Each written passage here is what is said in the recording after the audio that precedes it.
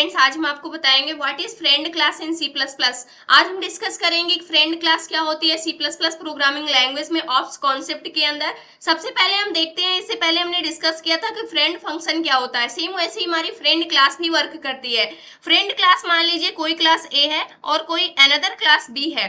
मान लीजिए जो ए है इसकी फ्रेंड क्लास कौन सी है, बी है। बी अगर फ्रेंड क्लास बन चुकी है तो ए के जितने भी चाहे डेटा मेंबर होंगे, चाहे वो आपके पब्लिक हों, प्रोटेक्टेड हों या फिर क्या हो यहाँ पर प्राइवेट हो, उन सभी को क्या कर सकती है, जो भी फ्रेंड क्लास होगी वो क्या कर सकती है, इनहेरिट कर सकती है, एक्सेस कर सकती है।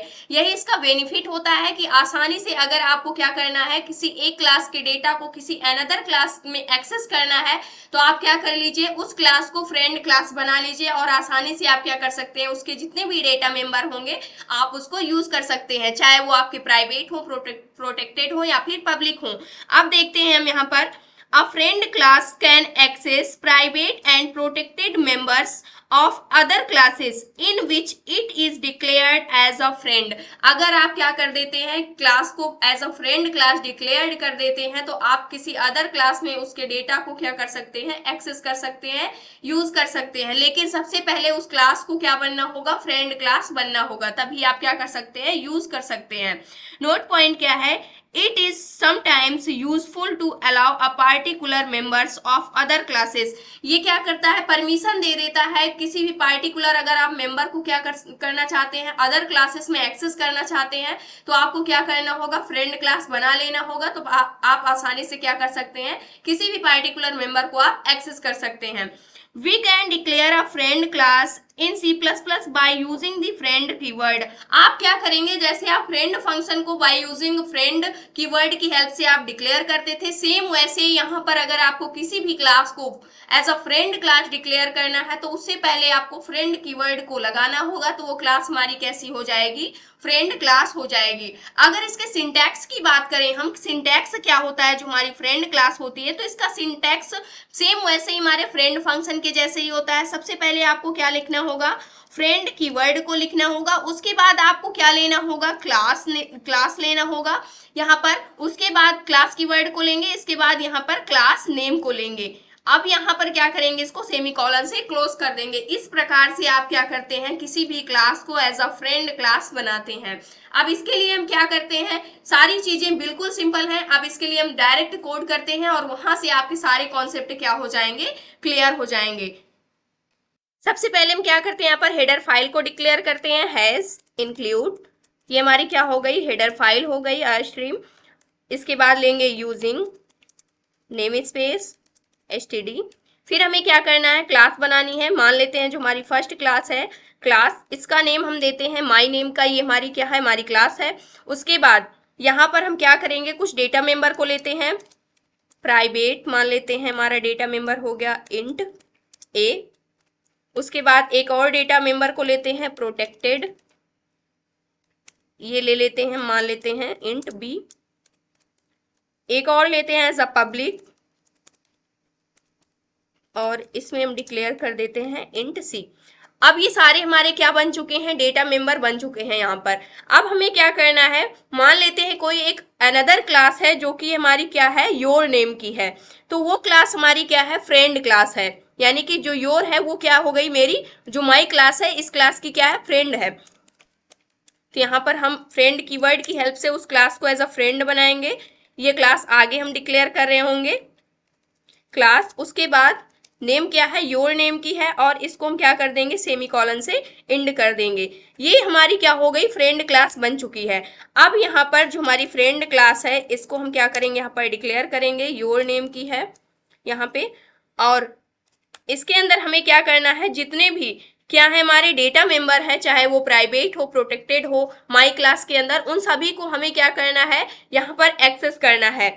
जिसके लिए हम यहाँ पर क्या रखते हैं, as a public access specifier रखते हैं। उसके बाद यहाँ पर जो हमारी क्या है, माई नेम की क्लास है, इसका एक रेफरेंस बनाते हैं।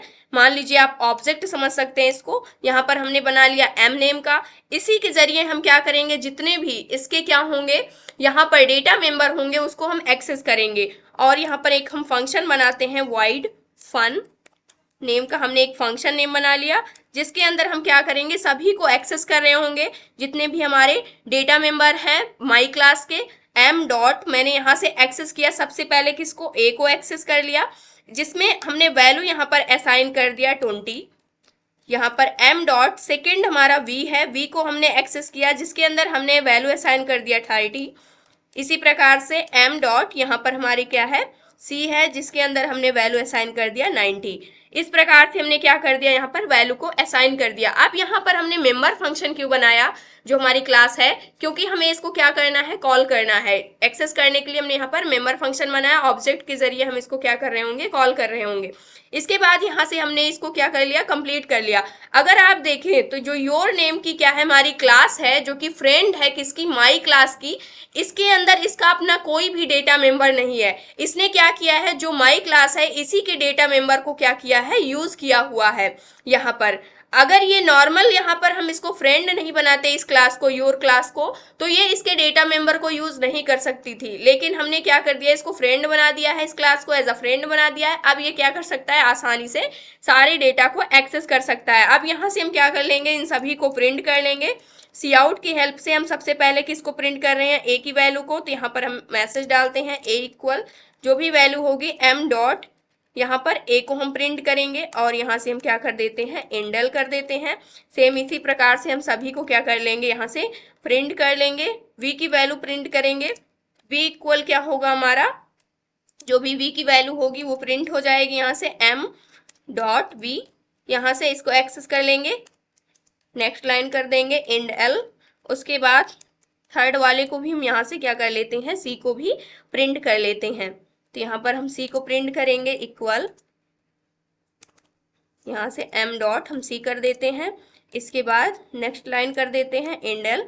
यहाँ से हमारा कोड क्या हो चुका है, कंप्लीट हो चुका है। अब हमें क्या करना है, इन सभी को एक्सेस करना है, इसके ऑब्जेक्ट के थ्रू कॉल करना होगा, जिसके लिए हम क्या करते हैं, यहाँ से मेन फंक्शन में आते हैं, इंट मेन फंक्शन, और यहाँ पर हम क्या करते हैं, ऑब्जेक्ट बनाते हैं।